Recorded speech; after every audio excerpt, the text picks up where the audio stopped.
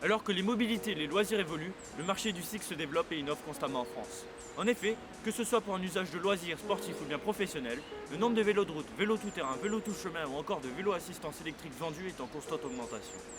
Ainsi, rien qu'en France, en 2018, près de 2,7 millions de vélos ont été vendus pour un chiffre d'affaires de 2,107 milliards d'euros, soit une croissance de 2,3% par rapport à l'année précédente. De plus, la même année, près de 338 000 vélos à assistance électrique ont été vendus, soit une croissance de 21% par rapport à 2017. Le cycle, de manière générale, est perçu comme une solution de mobilité douce. Encouragé par l'État pour lutter contre la pollution automobile et limiter les émissions de gaz à effet de serre, le plan vélo de 2018 par exemple comporte diverses mesures comme la généralisation du double sens cyclable sur les voies en ville. La production de cycles en France est par ailleurs un véritable symbole de savoir-faire français. Pour illustrer ce savoir-faire, nous sommes allés à Nevers, ville médiane de 32 000 habitants et capitale de la Nièvre. C'est sur ce territoire rural que s'est installée la société Lookcycle.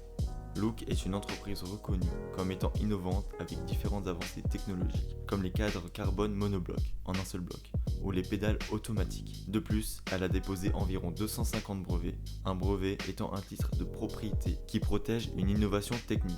L'investissement dans l'innovation a permis à l'entreprise de s'imposer à l'international. Avec près de 1000 revendeurs répartis dans une soixantaine de pays, Lookcycle tire environ 75% de son chiffre d'affaires de l'exportation, c'est-à-dire aux ventes de ses produits à l'étranger. Cependant, le marché du cycle en France fait face à une concurrence importante, une concurrence pratiquant le dumping. Le prix pratiqué par le pays exportateur est alors inférieur au prix pratiqué par le pays importateur et, surtout, afin d'éliminer la concurrence, au prix de revient, correspondant à la somme des charges directes et indirectes divisées par les quantités produites. Cette pratique est interdite par l'Organisation mondiale du commerce. Alors, pour faire face à cette concurrence déloyale, l'Union européenne a mis en place des taxes anti-dumping et anti-subvention. La taxe anti-dumping implique aux vélos produits en Chine contribue à augmenter le prix de vente de ces vélos, qui devient ainsi moins attractif pour les consommateurs. La taxe anti-subvention vise le même objectif lorsqu'il s'avère que les vélos importés sont massivement subventionnés par les pays de production. Comme toute industrie, le cycle reste soumis aux aléas politiques, économiques et sociaux. Ainsi, au printemps 2020, la production a été mise à mal par la pandémie Covid-19.